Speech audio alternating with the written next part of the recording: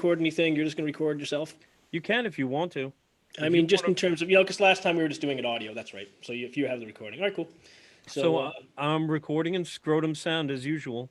And Oh yeah, yeah, ooh, so it's excellent. This it's is high extra fidelity salty. stuff. I didn't know it was going to be that kind of a session. I would have brought my my clean underwear.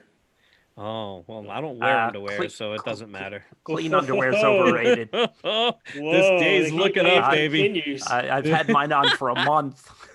Oh man, he doesn't have clean underwear. You've been wearing the same pair for a month. Mm-hmm. Well, I Extra mean, salty. I guess question. Yeah.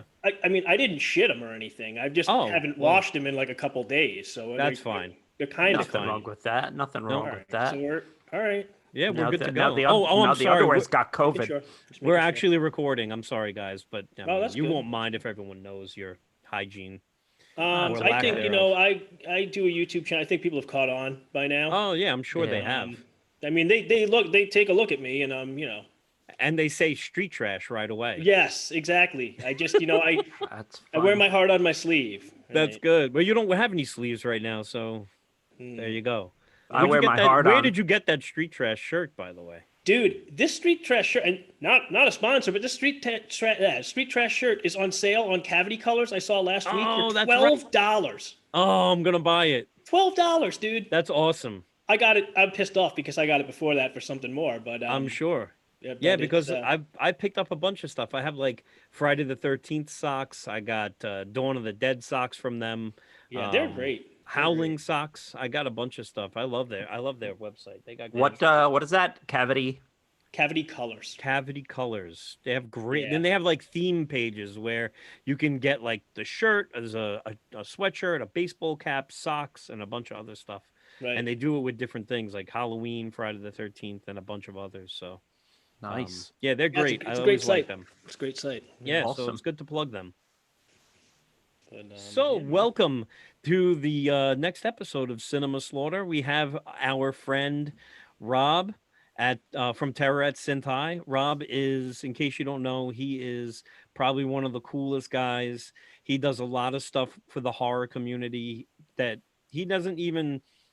When we first met, and I've said this story multiple times, and I'll tell it again and again, he was just literally going to other locations with a DVD player, a screen that he unrolled, and sound equipment, and he was just in a cafe trying to promote horror. And I was like, how did you get into doing this, and why? And he's like, I just love horror, and I just want to put it out there. Somebody And sold me a dedication. projector, and I was just like, all right, cool. What am I going to do with this? I need to do something with it. And so I just thought that was the coolest thing. I've never seen or met anyone, before meeting you that night. And obviously, he was a horror fanatic. We became instant friends. So welcome, Rob. I'm glad your Terror at Synth High YouTube channel is really doing well. It's you're getting a bunch of viewers, and we hope to do many more of these. I wish we could do more. Things have been so crazy busy for both of us, and well, all three of us. And so yeah, I'm looking forward to doing more of these because it's a hell of a lot of fun. So welcome. Yeah, man. Thanks a lot. I'm happy to be here. I always love, hanging out with you guys, and it's it's been interesting, doing the YouTube thing and being busy, and then with everything else going crazy this year, it's been a nutsy year for everybody. So obviously, Absolutely. it's Indeed. hard to find time to get together and do stuff. But like I said, I'm happy to be here. We get to talk about some of my favorite stuff, some horror, and yeah. Not Yeah, just Christmas horror. horror. guys. Tis the season, folks. So we are going to be talking Christmas themed horror movies. And it's, anytime you mix a holiday with horror, madness ensues, especially at Christmas time. There's a lot. I realized Yeah. I didn't realize before digging into, I'm like, I've seen so many Christmas horror movies, but I didn't really put two and two together at how many there are out there and how many bad ones there are out there. I mean, Oh Yeah, yes. yeah. there's a yeah. lot of bad ones out Yeah, there. there sure are. So, so we started talking about doing this for a while. The last episode that we did together, we were like, hey, let's talk about doing something else. And that episode didn't come to play, but we Omar and I were talking about, hey, let's do a Christmas episode. And I was like, well, if we're going to do a Christmas episode, we're going to do a top 5 and we're going to bring Rob into this and we'll just all have a great time. And Rob and I immediately, Rob and I have very similar tastes in movies, and we have a very rich history of coming up with the same damn films on, like we did multiple times, and not just with our podcast, but we've done this before with just outside of this circle. So we were gonna like come up with a list of 5 and go round robin like we did last time with our Slasher Mania episode.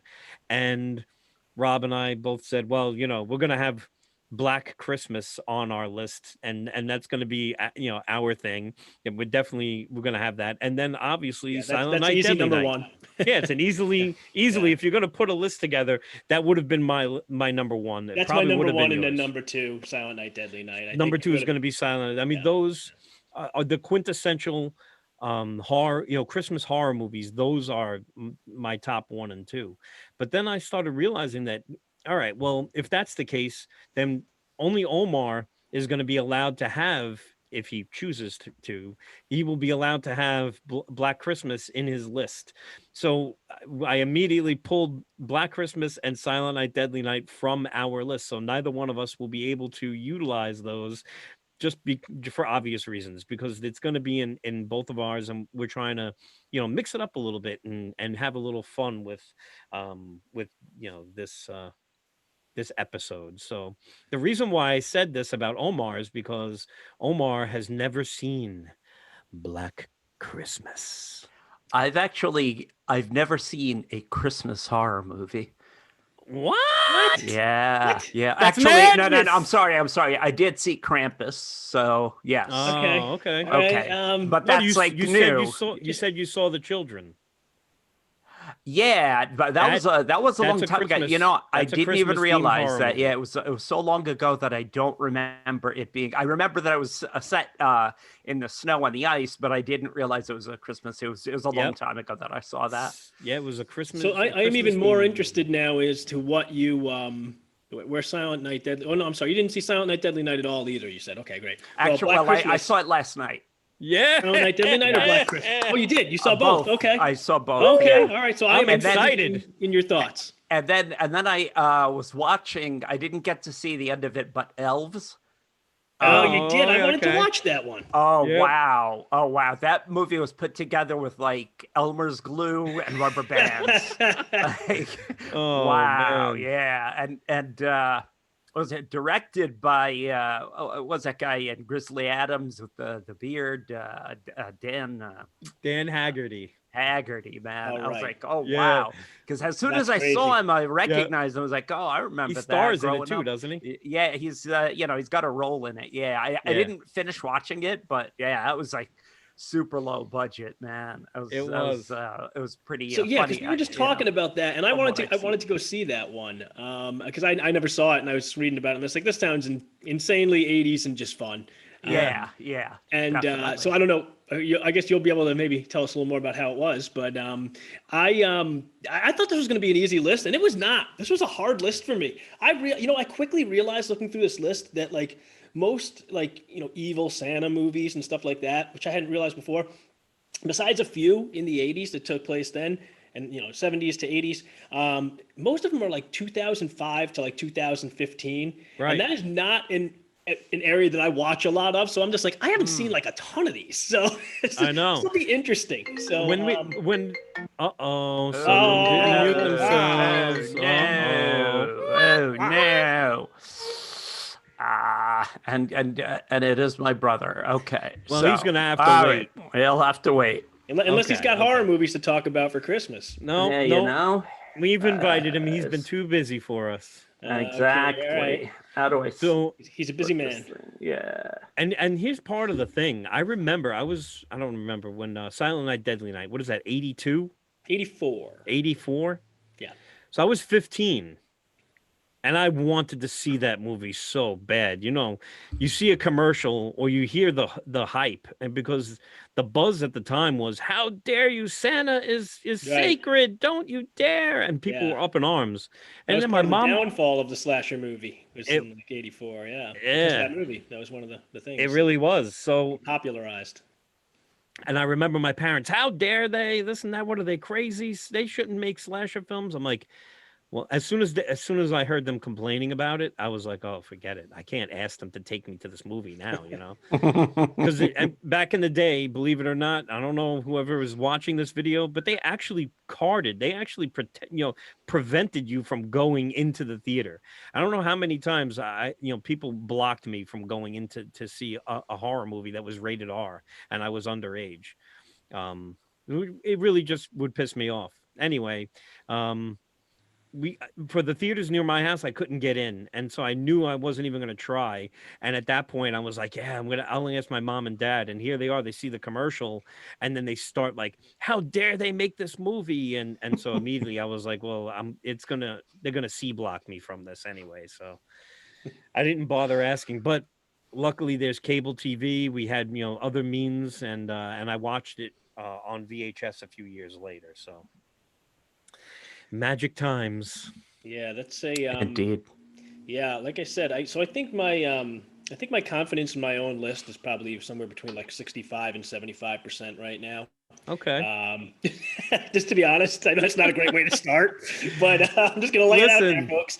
I was going through and I was seeing like I'm just like I know I missed some stuff, and I know we were talking the other night. I know there's some things that I wanted to see. yeah. And get a chance to. And I just checked out a couple days ago, apparently, because I was just like Googling. I was like, what am I forgetting something?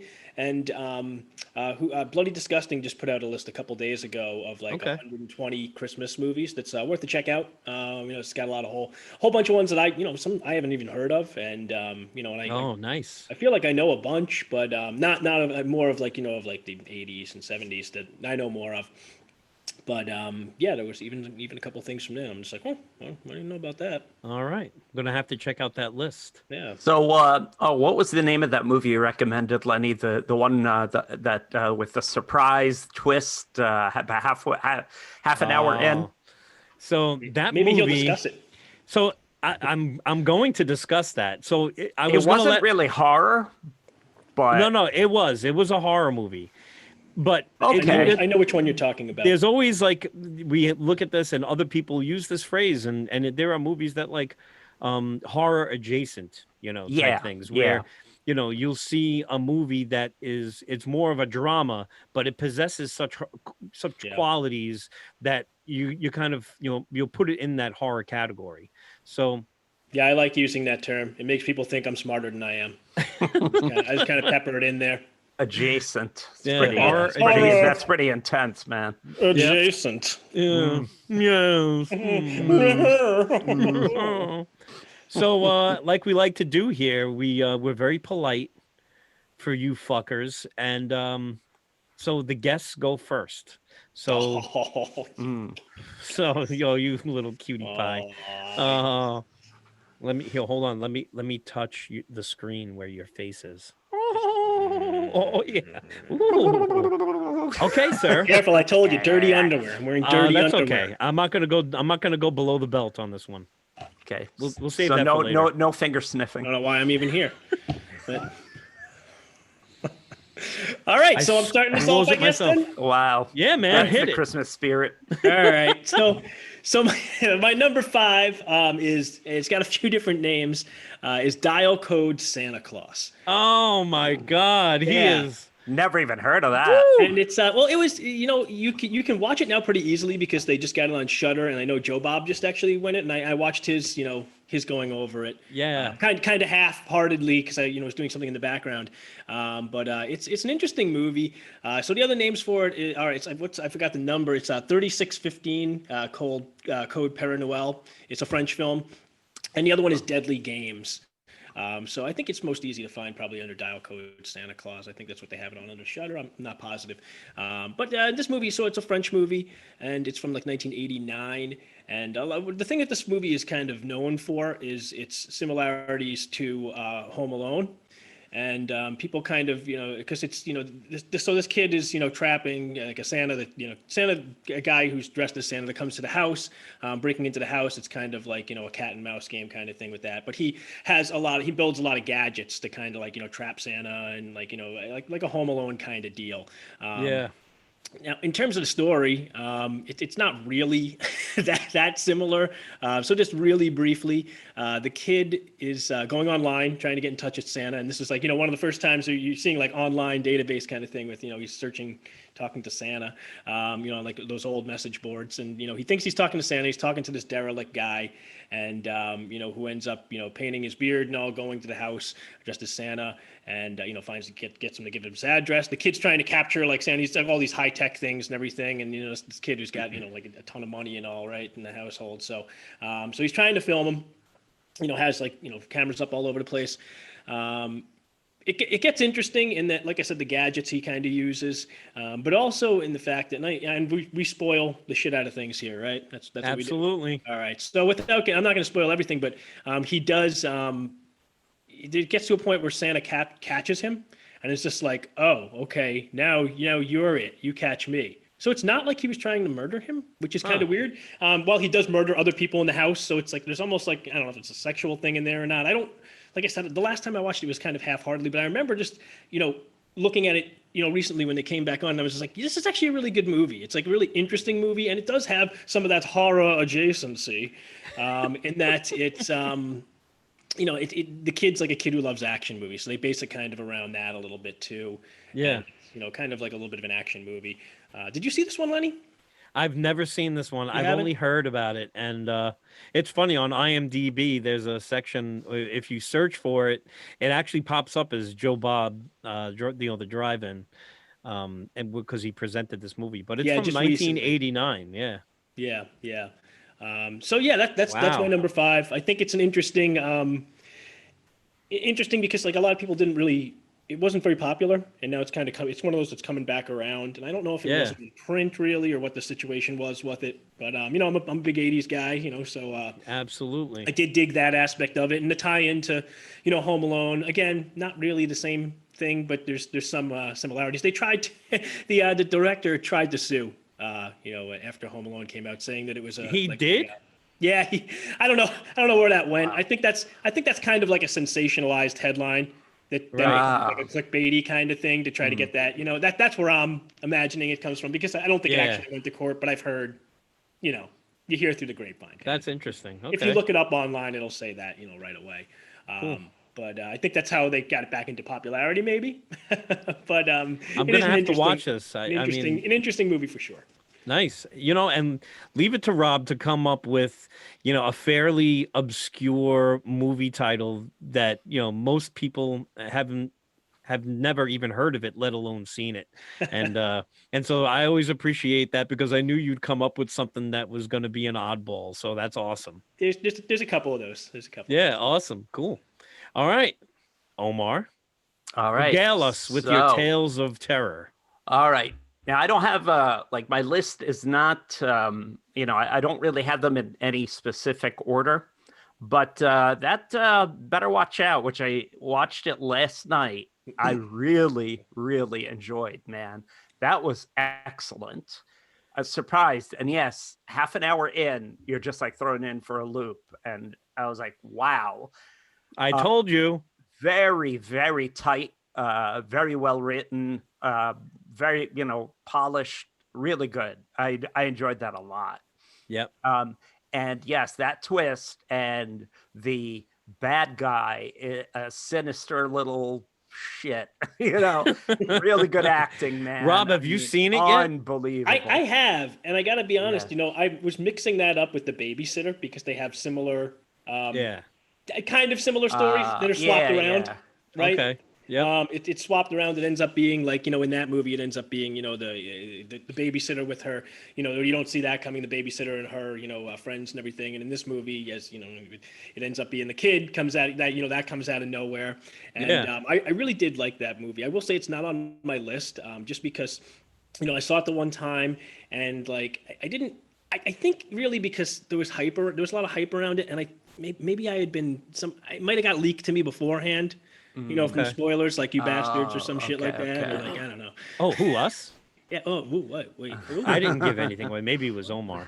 No, no, but I'm just so I don't know. Like it didn't stick with me as much, and because I had to actually think about it, and I was like, well, if I had to think about it and remember which one it was, then I can't really go on the list. Yeah, I hear you. Ah, So that was the only reason. But I do remember it being a very well done movie. Yeah, I really, well, just to give it out, this is not my number 5. And um, yeah, I'd never heard of it. I'd never heard of it until you told me about it. I've yeah, actually never heard of it. Yeah. this is from 2016. I think it was released in 20 in the States in 2017. Yeah. I never really I've heard of it, but I didn't really pay much attention to it.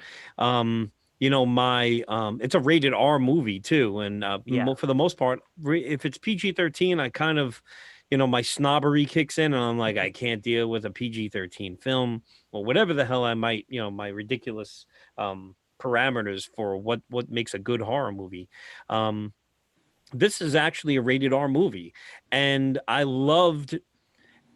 had no hopes for this, to be honest with you. It was almost like when Omar and we reviewed recently, what is that, Love and Monsters or whatever. Right. Right. Love and Monsters. Yeah. We reviewed that, and I was like, oh my God, PG-13, there's monsters, this is gonna suck. And I was totally taken aback. I was like, all right, this is actually a fun movie. This was enjoyable. And that's how I felt with this. That's why when I messaged you guys, I'm like, holy shit, have you seen this? Like, 35 minutes in, and it just makes a right turn, and Yeah. it's so, it was not what I expected Not at all. expected at all. Not at No. all. And And it was so tightly done. Like the writing is sharp, all the dialogue, the filming, everything was just so polished. I like that a lot. yeah, and you're like, that's that little kid, he's that fuck, you just want to Yeah. beat his ass. Yeah. You can't Yeah. stand him right from the beginning. Do you remember Near Dark, of course, right? You remember Near Dark? With the vampires. Yeah, remember the yeah. young kid vampire? Yes, he kind of Vaguely. looked kind of adult-like a little, right? Yeah, but he was a little kid, and he was a vampire or whatever, and he, was, kind of, dealing with the angst of being a little kid, an old man in a little kid's body. That kid, his facial features, his face and his mannerisms Yes. reminded me of this guy's friend.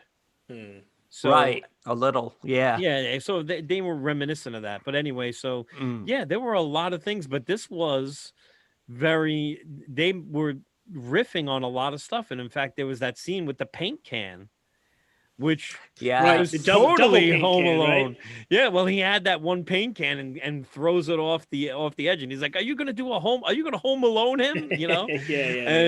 And I just was laughing because it was a lot of fun, and it was clever, and it kind of flipped stuff on its ear. Like, all right, this isn't what you expect. And Yeah. and I liked it. And even at the end, you think it's gonna happen in this way, and then they flip it again at the very end. Right. I don't want to give that away because there are certain things in this movie are just too fun. So again, if you don't want to get, it's a good movie. It was a good movie for sure. Yeah, I will say there's definitely definitely enjoyed it. something about going into a movie like with low expectations. That just always makes it. I want to go agree. into every movie with low expectations. I There's would no place love go to but do up. that. That's the way to do it from going forward. That's why I don't want to hear anything about any movie like anymore. neither. Like in terms of like like when it becomes just everybody pushing it out and all the hype train and everything and all that kind of stuff. Like I just want to stay away from all of it until I see it, and then I'll go back and I'll watch what other people think. But like I try to really avoid that, just because of exactly that kind of a thing.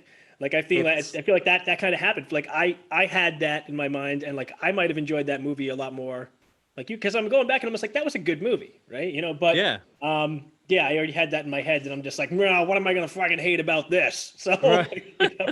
Yeah, because there are times, like I said, movie snobs, we go into this like I'm going into this to dislike it. And sometimes, you kind of set yourself up for failure. But in this case, I was like, I had no idea anything about this film. So I was just like, hey, we're doing research. for this episode, and I'm like, oh, you know what? I've never seen this Christmas one. I'll watch this one. And I was like, holy fuck, you guys got to see this. This is fun.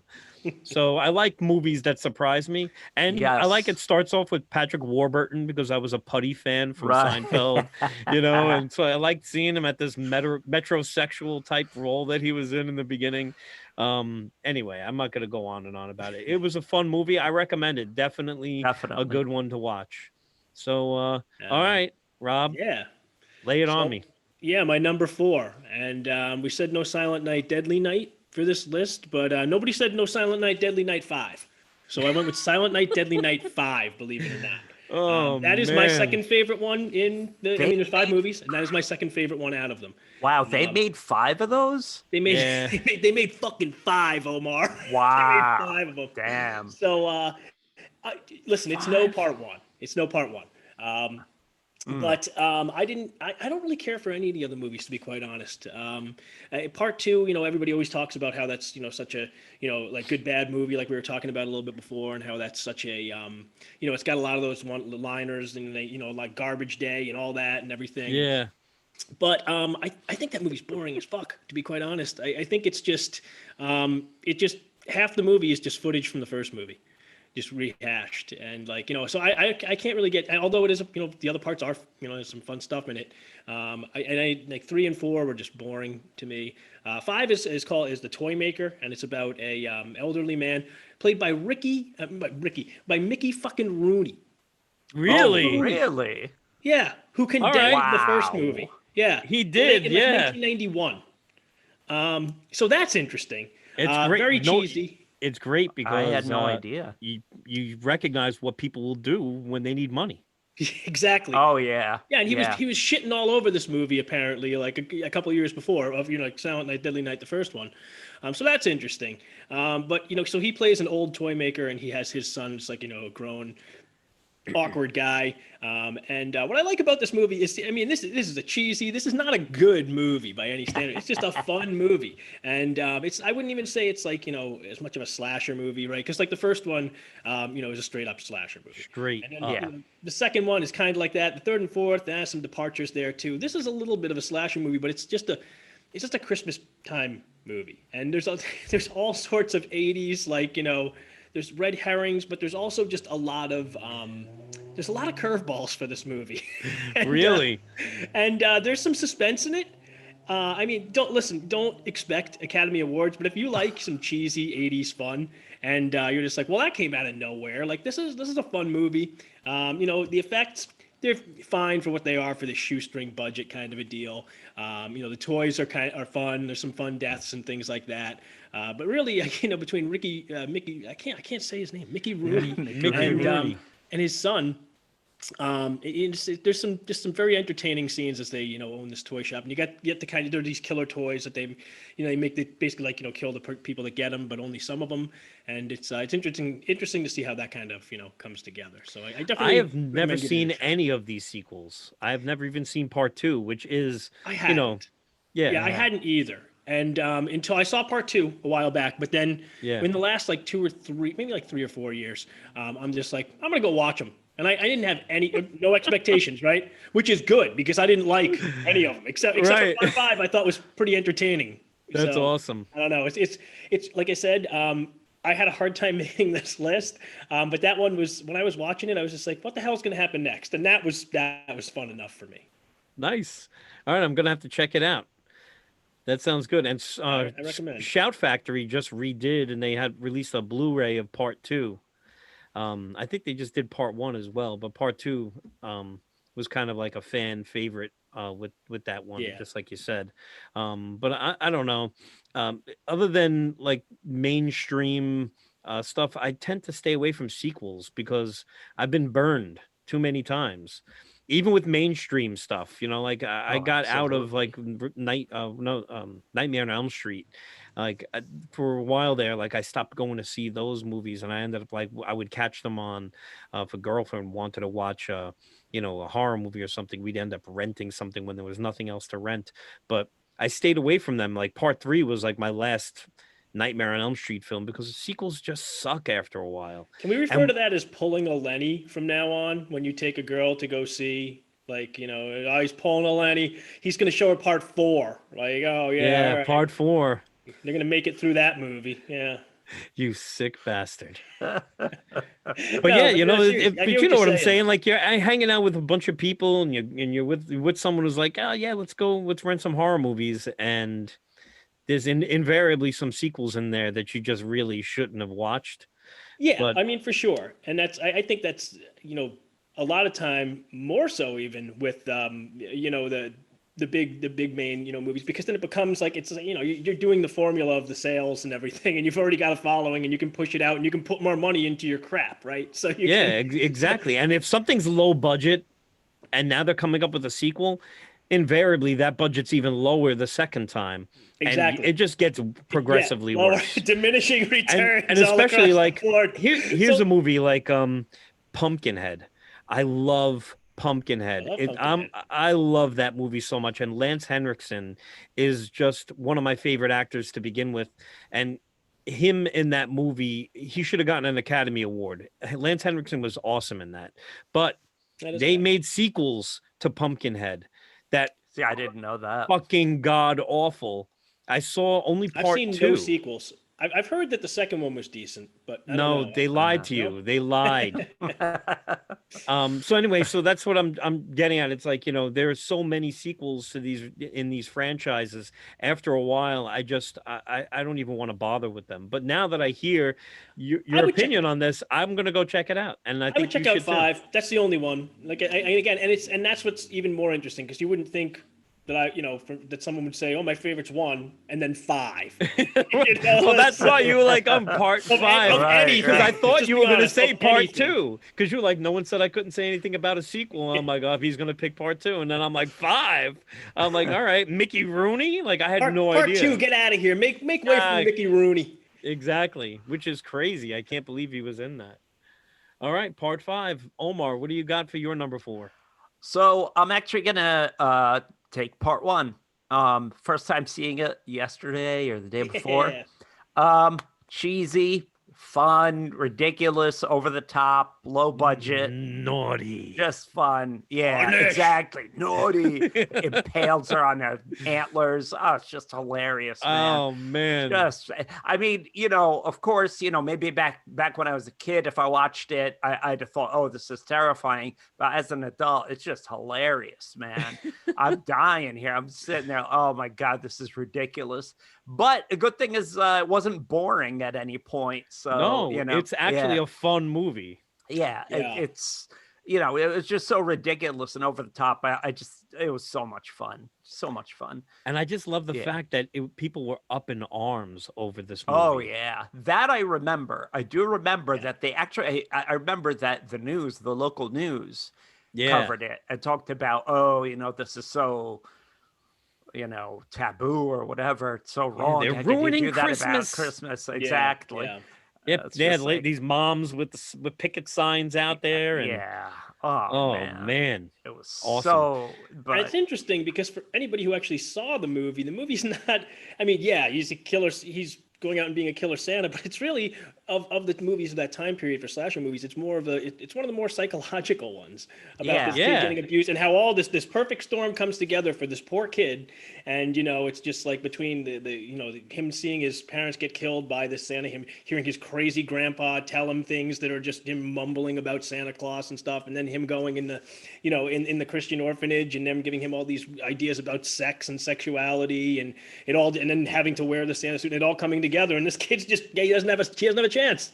No, exactly. Yeah. He just snaps. I thought hardcore. the story was that they put together something, you're right, like very psychological. There was it wasn't just some ridiculous, reason why he decided to dress up as Santa. Like this was the only costume in the place, like he had a purpose behind his murderous rampage. And you're right, he had no choice. Like the kid didn't stand a chance. So, but it was an interesting and a fun film. And like I said, I wish I could have seen it in the theater when it first came out, but alas, my parents cock blocked me. Horrible. Such a shame. Horrible. But you have to make sure that you make them watch it. Oh, they're gonna watch it tonight. Oh, good. Oh, You already planned it. I already Wow. did. Like, what movie are we watching tonight? Because every horror movie on my list, I've watched and rewatched with them in the Oh, last really? week. Yeah, I was like, you guys are gonna Nice. watch. You guys are gonna watch some Christmas themed horror movies. I'm like, oh Christ, what? I'm like, you gotta watch it. So, And so do they enjoy it when you make them watch? Do they ever enjoy any of them? sometimes, like two movies that did not make my list. So Christmas Evil didn't make my list. But we laughed our asses off watching Christmas Evil. And Okay. then and recently another movie that was a short. We watched um Creep Show did a Halloween special. I mean a Christmas special Mhm. just recently, and we watched that. That didn't make my list either, but I'll give it out. So it made my like what do you call it? I just drove. I have a brain Your fart your now. short list. Yeah, when it Or made the like my honorable mentions. honorable mention. Mm. Okay. Yeah. Yeah. So anyway, but yeah. So there are some movies that we watched and we were just laughing and had a good time with. I mean, the ending of Christmas Evil is just batshit crazy. It What is year? What It year it did that really come out? is Christmas Evil, 80, 1980. 1980. Yeah. Ooh, I gotta Yeah. watch that. Yeah, you got to Yeah. watch it. Christmas Evil. So that was the one that I Yeah. posted a picture on our Instagram. It has a dozen alternate titles. Yeah. Okay. Yeah, so check it out as Christmas Evil. Um, so number 4 on my list is a fairly new film, 10 years old now, but Rare Exports. No, Yeah. nothing here. So in Nah. the depths of I watched it the other day, man, and I gotta say, like, I thought as a movie it was interesting, but I didn't see anything horror. I can't even go horror Yeah, I adjacent. know. come on, it's a horror movie, damn it. Like I I don't see it. Feral same elves, people thing. getting killed. Yeah, I don't know. It played like to me. It played to me personally, and I get what you're saying. Yeah, sure, it has that, and it's got the Santa Claus. It's got the evil Santa Claus, but you don't really even get to see. You just see the horns and then it's Yeah. got like those elves and all running around, and yeah, the evil Christmas thing. And it's to me, the closest I could say would be dark fantasy, like maybe like a dark It's fantasy definitely, but action. if you look up on IMDb, it is an adventure fantasy horror.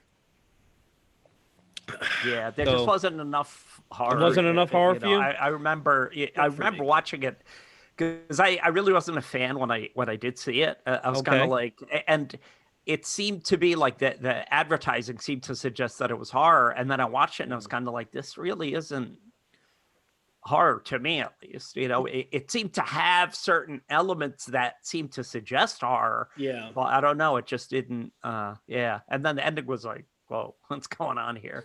So the ending was one Yeah. of the parts that I liked the best about it. I thought the ending was interesting. I thought it was interesting. That's Yeah, how then yeah. you get you understand what the title is then. And it was like I like how they kind of played around to it. And like I said, as a movie itself, like I thought it was an interesting movie. It was an interesting, it was different than like something I've seen before.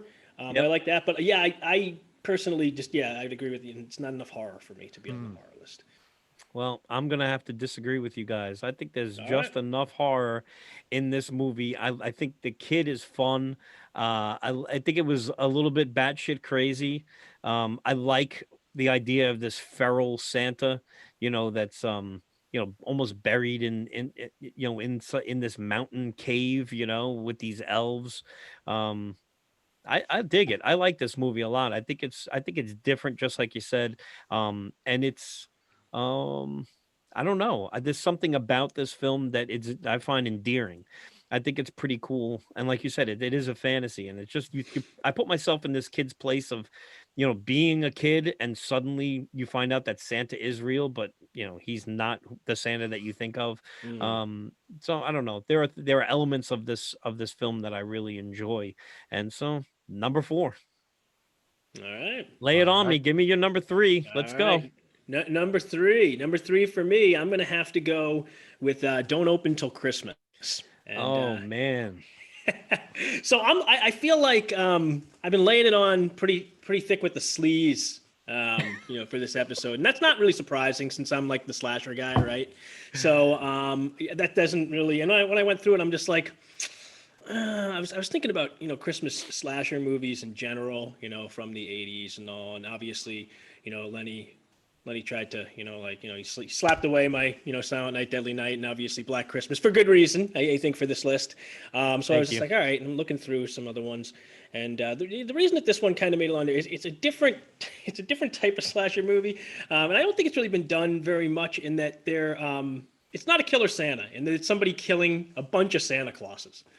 There's a bunch, all the people who are, anybody who's a regular person dressed up as Santa gets killed. Some comical ways. It's a sleazy movie. It's a British slasher movie, which Yep. you don't see a lot of. And it plays really weird. It almost plays like a little, I don't want to say soap opera-y, but like a little, I don't know. I don't know how to really describe it because it's got a sleaze element to it. Nothing is, incredibly gory. There's like some brutal scenes, some bloody scenes. It's got Carolyn Monroe in it singing an original song, so that's interesting. I don't know how the hell they afforded Carolyn Monroe for this movie.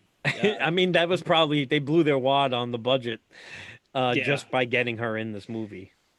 So you're saying they blew their wad on Carolyn Monroe? Is that what you're trying to say? You're quick. That's Lenny? exactly what I'm saying. And haven't we all really? I knew it was gonna go there. I knew it was gonna Okay, go there. good. So I just kind of. But I think she's a lovely woman, and I will not speak of her that way. Oh, But, okay. Sacrilege. Sheesh. Sheesh, tough crowd, aye. I'll tell you. No, but so look, it's again one of the trashier kind of movies. I so forgot she interesting was in fact- this. Yeah, did you? I know you saw this, Lenny, because I think you saw it when I showed it. When I was doing the horror club and I showed it over at Sean's audio occult. I played it there. Was that one of the nights that I popped in and then had to leave? Because I Maybe might it not was. have been there the whole time. Because I had Maybe- Sebastian with me twice. Well, and he I was- remember the one time you brought him when I was showing Maniac, and you thought it was Maniac.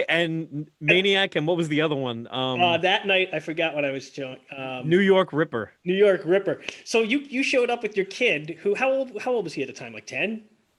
9? Well, how long ago was this? No, I don't know, like 6, Eh, 7. Let's say 6 years. Let's say 5 Yeah. to 6 years ago. Yeah. So just a little diversion here. Lenny shows up with this kid, who's around that He was age. 13 years old, so around there. He was okay. All So right. he was. I thought he was younger. All right. Anyway. So you show up and I'm just like about to start Maniac, and I'm just like, dude. yeah. No, like, weren't you? No, you were starting New York Ripper. I came in there the Ripper because we were going quack quack quack quack. We were making Okay, and you thought you thought for Maniac it was Maniac Cop, and I'm just like, yeah, okay, I guess you could show a kid that, but I'm just like, look, man, yeah, like Maniac. I'm up for showing kids anything. But New York Ripper is bad enough, but Maniac, I'm like, Yeah, no, I'm yeah, like, it's no, like- I got to get out of here. I can't be showing this at a place where it's like I'd have In your all kids- fairness, I wasn't able to stay. I was coming down because the place that he was showing it was a record store, and so and the guy that we were friends with, Sean. The place was called Audio Occult, and so it had horror themed stuff in the place. He had skulls of bats and stuff like that. Mhm. He had a whole selection of horror movie soundtracks that we would go crazy for. Yeah. Yep. And he's like, "Oh, I'm gonna show some movies." And I was like, "Oh, good. Well, I got to stop in because Sean has records I need to pick up anyway. So we're gonna stop in." And I had Sebastian. I'm with like, I'm me, not showing this kid he's like, Maniac. I have to pause this. He's like, you can't stay here. It was a fun time, but That was a yeah, fun needless time. to say, I was like, yeah, we have to get the fuck out of here. I was like, I can't show So Sebastian. I showed it at one of those. So maybe you didn't see it, but one of the things. So just to get for anybody who hasn't seen this or doesn't know about it, one of the things, like I said, one of the interesting things is definitely that it's somebody killing Santa Clauses. It's more of a mystery kind of thing. Yeah. Very schlocky, very very, very British as well. But it's a British slasher without being mystery without being a giallo. So you'd think more European in that side of the world would be more giallo with that. But it's not tried and true slasher, and interesting end to this movie too. Just kind of ends very quickly, abruptly, which is kind of fun for it. A fun movie, a sleazy movie. I would say so. Something interesting I was going to say about it is, so this was made in 1984. And they were trying to kind of liken this movie to the movie Pieces. So the guy who was in, because Pieces was, it wasn't really huge at the time, but it was a very sleazy, slasher movie. Has since become very well known for that. But it was the guy who directed it, and I think this is the only thing he directed, played, and I wrote his name down because I forgot his name, Edmund Purdon. and he played the role of the dean in Pieces, which Yeah. was a pivotal role in that. And this is him trying to direct, and he's like, "Oh, I'm going to build stuff off of Pieces."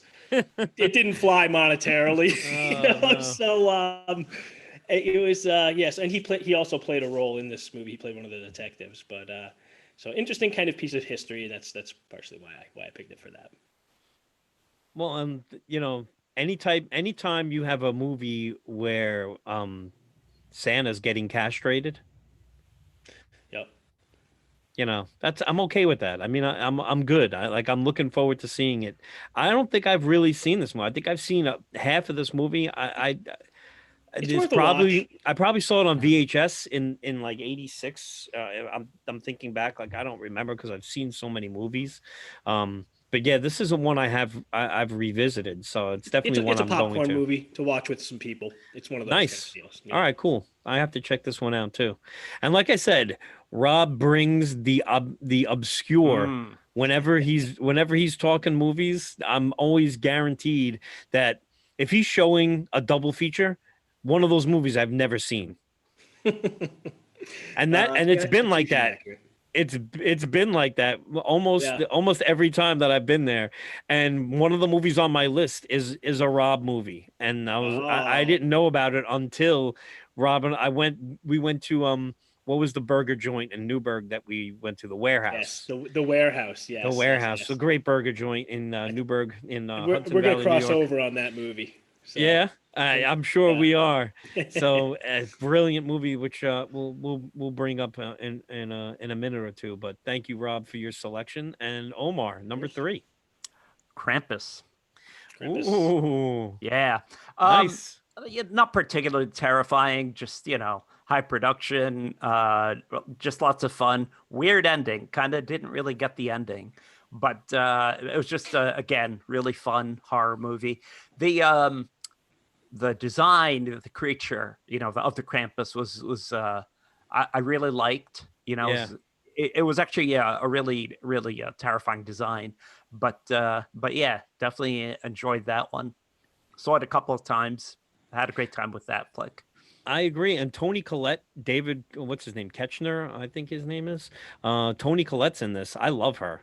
Oh And yeah, and yeah, she's awesome in everything she does. yeah. She's So always fantastic. yeah, so she's been in 2 of my favorite horror movies in the last 5 years, Yeah, Hereditary, and Hereditary. now this.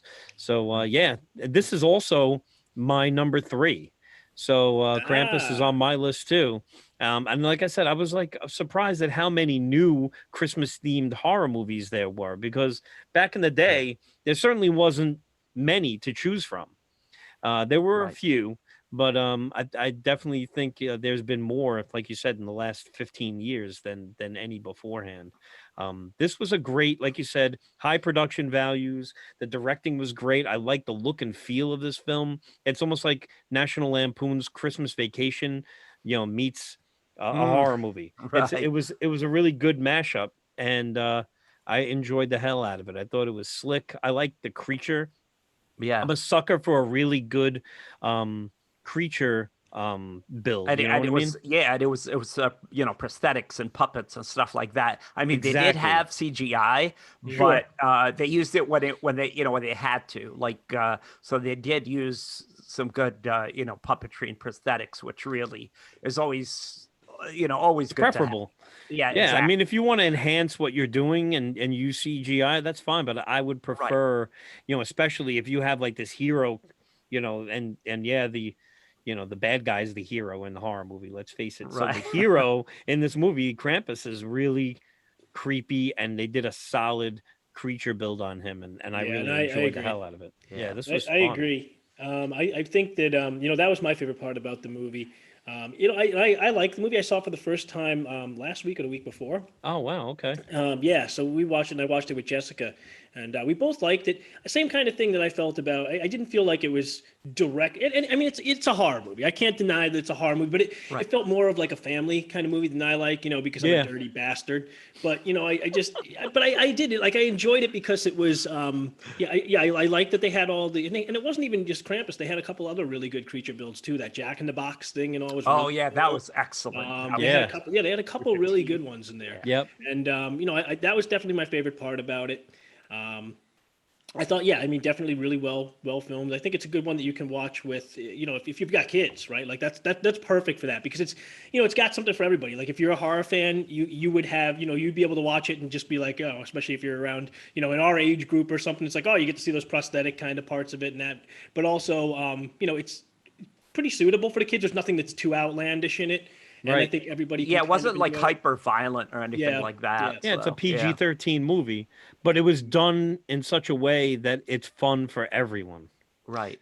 Yeah, and you could tell it had that family-centered, the attitude. But then, I didn't quite understand the ending either. I think I get it. Like I think they all died, right? And then they all they're in his ball, like one of Krampus's balls. I don't know. Whoa. Settle down, my friend. Exactly. Sorry. This is a I'm not allowed family to talk show. about Santa's balls. This is a family show. Can't be talking about Santa's balls. Let's You know. let's No jingle bells. Yeah. No. Jingle bells are fine. You Jingle know what that balls. song is about. No jingle balls. Yeah. You know what that song is about, Lenny. I don't want to hear it. I don't want to Oh, hear it. I'm You all invite me on about the it. show. I'm all about the jingle bells.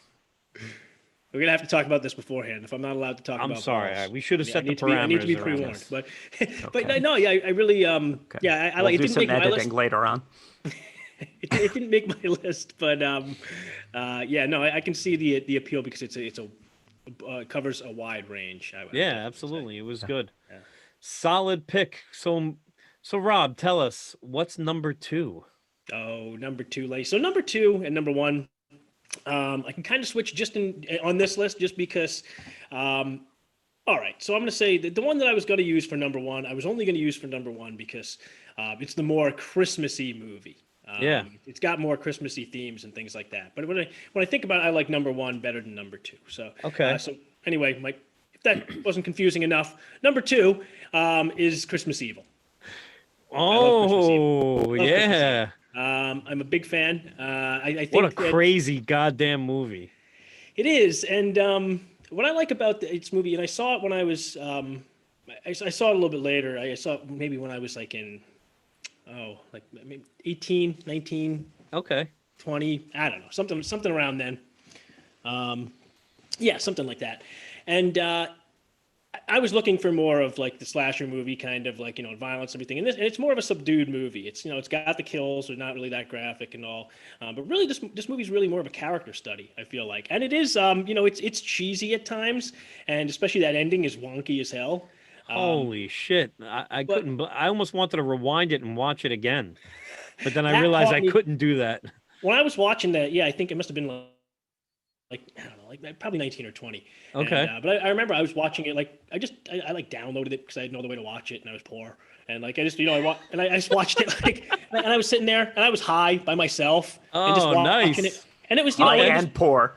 yeah He's And poor, bootlegging. he's high, and alone. high and And he's poor. bootleg. It was an interesting it's time. It was an interesting bootlegged. time period. Holy I could, fuck. I could Were you afford to be homeless? both poor and Were high you at the homeless? same time. He Now- was now I gotta watching pick. it through a glass pane of someone else's house Yeah.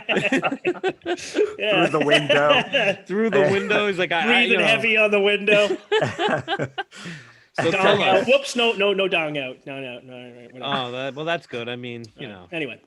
it is a character study. I will give you that. It is a character study. Yeah. And it starts off. They paint this picture similar to, Silent Night, Deadly Night, where as a child you're traumatized, and that trauma stays with you. Yeah. And then something when you're an adult happens to trigger these memories, and then suddenly you're off the rails. You have no control about what's about to happen, and that's kind of this movie. I think that I like this movie more watching it when I was older and not as high, because good. so let me just why I mentioned that to begin with is then like the movie's pretty straightforward in its delivery. Yeah. Then there's that last scene at the end, which I guess we should talk about, I think we where should. Wait, can we back up for a minute? yeah, So I'm watching this movie, and as this drama unfolds, he meets as Santa on Christmas night after the madness of Christmas Eve and delivering presents and all that other craziness. This guy is batshit crazy, obviously, but he's had a rough night. He's slept in the van. His Santa suit, he looks like a derelict. The suit is filthy, and he encounters these children who are with their parents, and they're walking through this alleyway, and he's talking to the kids, and the kids kind of help Santa. No, Santa's right, good. He doesn't want to do anything bad. And one of the dads pulls out a switchblade and is going to stab Santa because they heard about the news reports and all this other stuff. And so he grabs the knife and beats the guy up and runs away from the kids. He's not going to hurt children in this movie. right, That's not the right. premise, and that's not who this character is. No. So he He's runs altruistic in his own mind about everything. exactly. He has a code that he lives by. He's playing Santa. He's delivering presents for good kids. He gives dirt in a sack for the naughty kids. You know what I mean? Like he's delivering the goods for as Santa. Right. But as he's going through this guy attacks him and he pulls the knife and he's like trying to struggle with this guy. And then he takes off. He's out of there. And the parents suddenly have torches and It's they're a lynch chasing. mob, It's a lynch mob and they're chasing him through the streets. And it's almost like he's Frankenstein's monster and they're the fucking village. The people, like the villagers, and they're chasing after him with torches. There's a very strong correlation between that. It was a Frankenstein monster moment, and that's really what I was like. Are they kidding me with this scene? Well, I mean, where do these people get the torches? And you see them building it and lighting it. I'm like, holy Christ! I think they were kind of trying to, because throughout the movie they also there's some aspects of commercialism and some things about that too, and about, like making these cheap toys for kids and everything.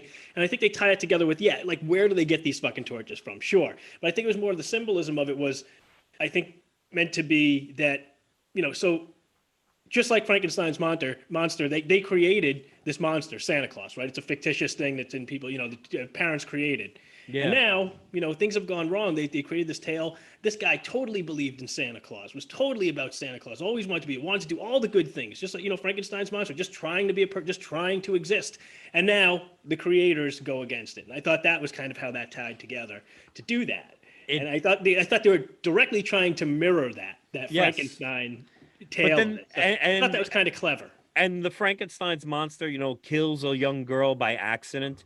But this guy murders 3 people on the steps of a church on Christmas Eve. Yep. I mean, he's not as similar to the monster as you would hope. Well, I think that what better way to die? But he does kill. He does kill the guys who are these corporate slugs. Yes. That they're doing their best to get over on the spirit of Christmas. Yes. So in a way, everybody. Go ahead. Go ahead, Len. Finish. No, go ahead, dude. What I was going to say is he ends up. So even when he's younger, the way that I view this movie, and this is why I like it as a character study, the things I didn't pick up on as when I was younger, is that so he's younger. He's this this kid that's kind of you're imagining pretty like nerdy, dorky, whatever.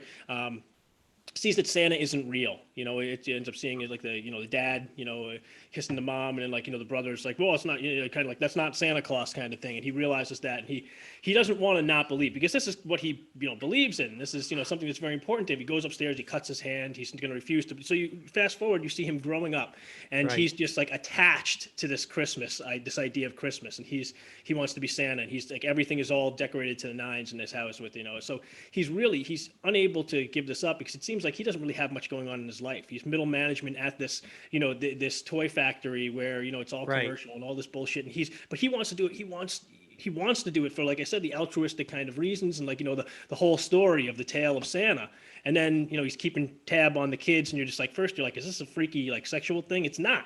It's really, not. He's just like, he has pure intentions. Nice he's got pure intentions. He has pure intentions. And in his mind, it's kind of like a broken mind kind of thing where he can't separate from the fairy tale and he can't separate from just these good things and how this couldn't be true. And then when he sees the evidence of it not being true in all the rest of his life, he refuses to, and they're all evil.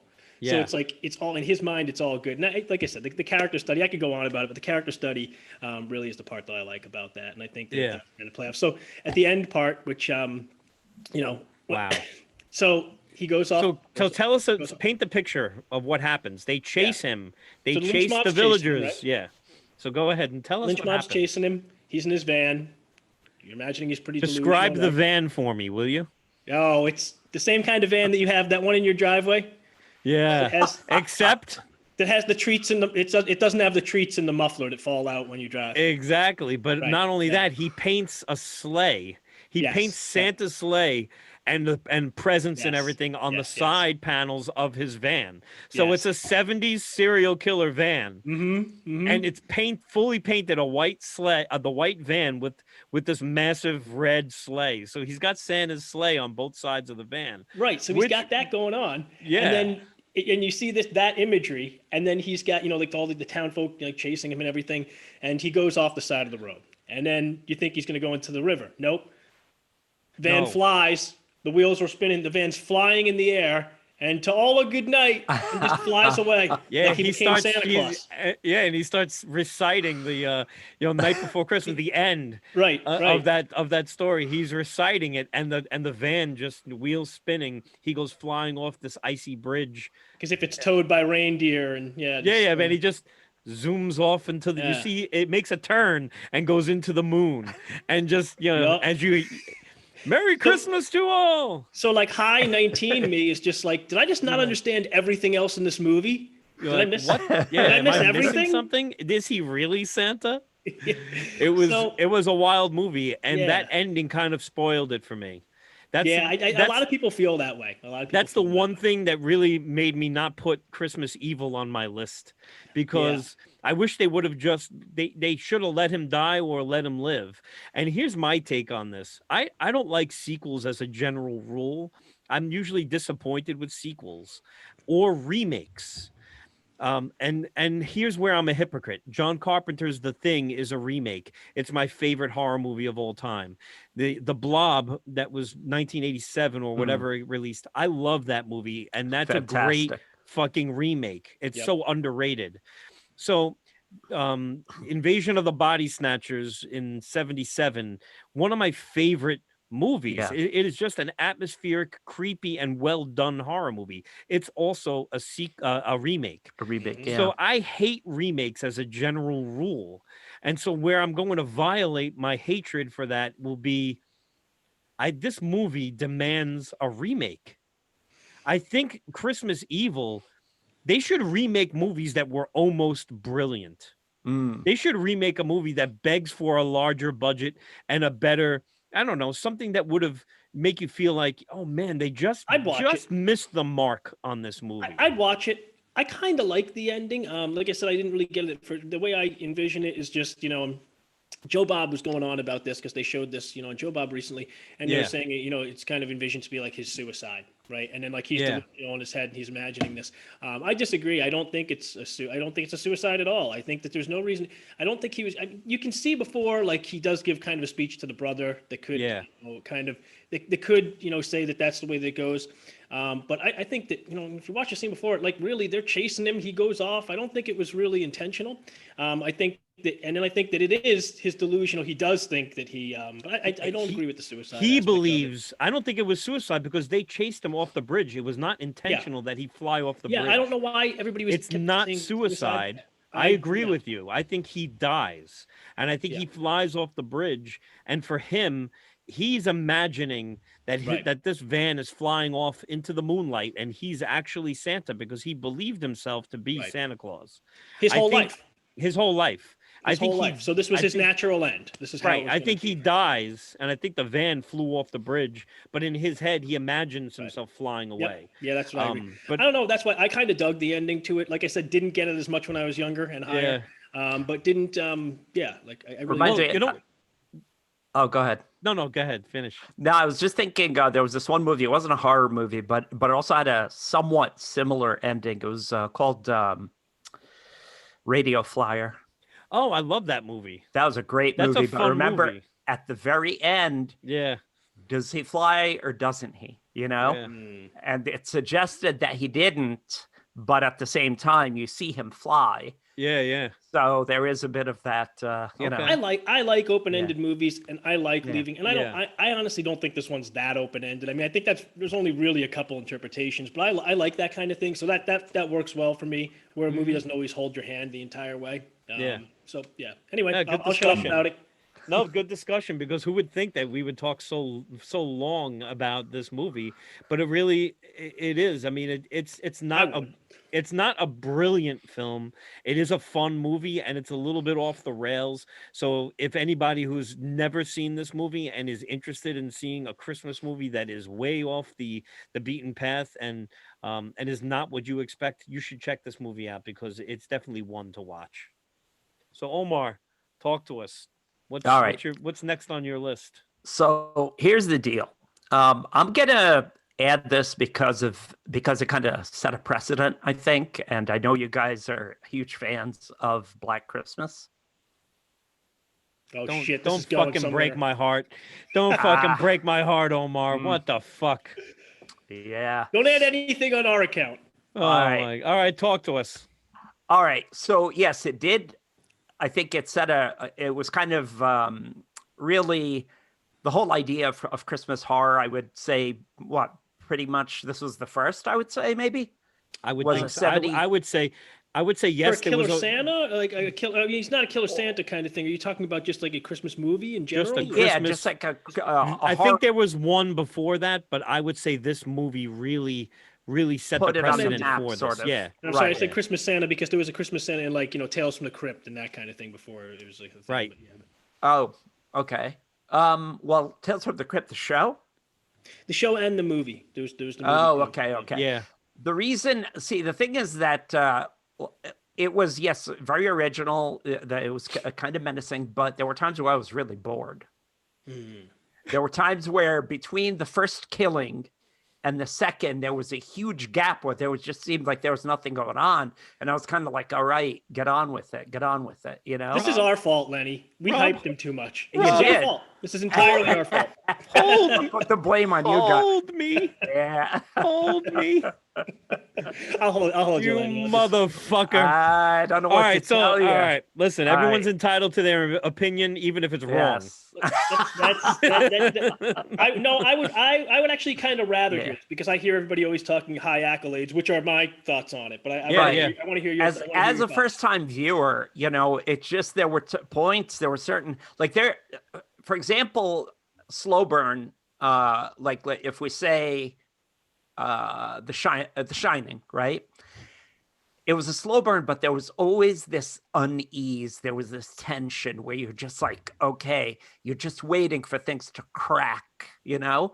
With this one, all right, you know that the killer was there. You saw him kill somebody, but things weren't happening. It was too static for me, you know? So that's why I was like, there were points where I was just like, all right, come on, do something. Something's got to happen. Let me pause you for a moment.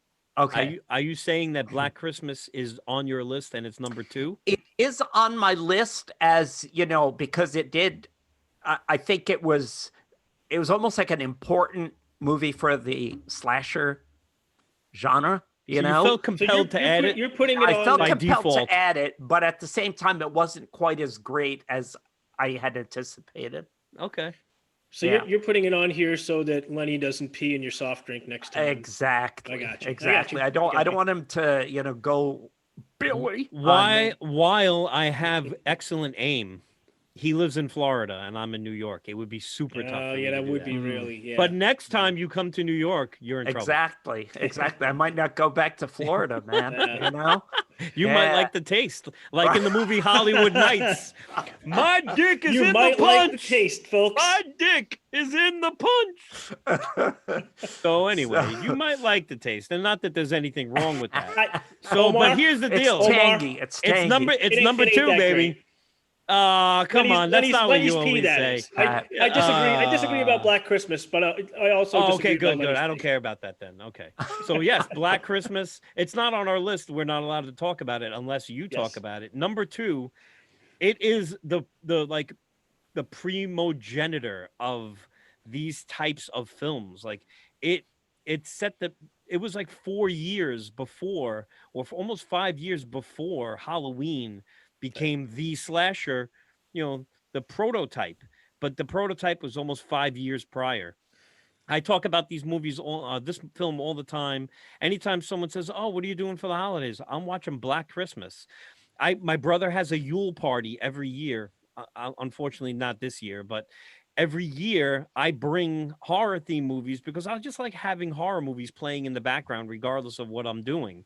And that's one I play every year. In fact, I told my Sebastian, Same, I was yeah. like, my son, I was like, guess what we're doing tomorrow? I'm out watching Black Christmas again. And immediately Stop he making knew me it. listen to those disgusting Like, phone what? calls. I'm not. That movie sucks. I hate it. Oh, And I was like, I'm like, you're no busting son of my mine. chops. You're no You're son my of dad. This is mine. weird. And you're busting my chops. So I'm busting your chops because you should know better. You have a podcast. My son doesn't. So no, but anyway, so I'm like, no, you're gonna watch it because I force him to watch movies with me, and I that's kind of like he's watched, from the Warriors all the way through whatever movie I might have watched, recently, and so now he's 18, and he's like, I'm not watching that with He's you. like, I'm done with this shit. He's like, I'm done. He's like, before you forced me to watch these movies, I don't need to watch them now. Right. So, and I have nothing to hold over him. He's got his own job. He's got his own money. You know what I mean? Like, I can't threaten him with like, I'm not going to buy that video game for you. He's like, I'll buy it my damn self. You could be the dad that like in a few years like mails him like random weird stuff though. Like you could mail him like if he's not like, still living with me, I will do that. Okay, so I would do it, but when he's not though, if he's not in the future, I would say just keep doing that, and then you can be the weird something like like his wife gets it in the mail and she's like, oh, it's like something came from my dad, and he's like, throw it away. Don't even open it. It's Black fucking Christmas again, isn't it? So Omar, man. I'm gonna step up to bat for you for this actually, because and only in this way. I mean, I for me personally, it's not only one of my favorite Christmas. It would be my favorite Christmas movie if it was on this list, but also one of my favorite slasher movies of all time. But I think it made our slasher list. Yeah, it did. But the reason for that also, I think there's something in retrospect about this movie too, because if you're going into this, and I know you're not like a huge slasher guy or anything, so this kind of if after the slasher movie, because this movie wasn't. It wasn't called a slasher movie. Like Lenny was saying, this is before like the main boom, like almost 5 years before Halloween, and then the movies that followed, and Friday the 13th that made it more popular and everything. And it had all those proto kind of things, but at the time when it came out, it wasn't known as that, and it also wasn't, it didn't even do very well. Then afterwards, people kind of found out about it after, and it didn't even do that great on VHS. And then it, when DVD came around, that's when it really kind of popped up again. And people are like, wow, this is so great, knowing now that this is where a lot of these things came from. But so part of it's kind of in retrospect and like, oh, this is the slasher movie, and this came way before, and it also does that. And in terms of like the pacing and stuff like that, I kind of like it, but I also do think that I can see where you're coming from with that. To me, the movie's really more about the atmosphere, about the killer himself, and just the kind of the mystery around that, and also just the part of just the kind of the brutality of just without there being any gore. So I wasn't supposed to talk about this, so I did, but I'm not. I'm gonna stop now. The killer is such a degenerate. I love the phone calls and the fact that the conceit of the killer being in the house.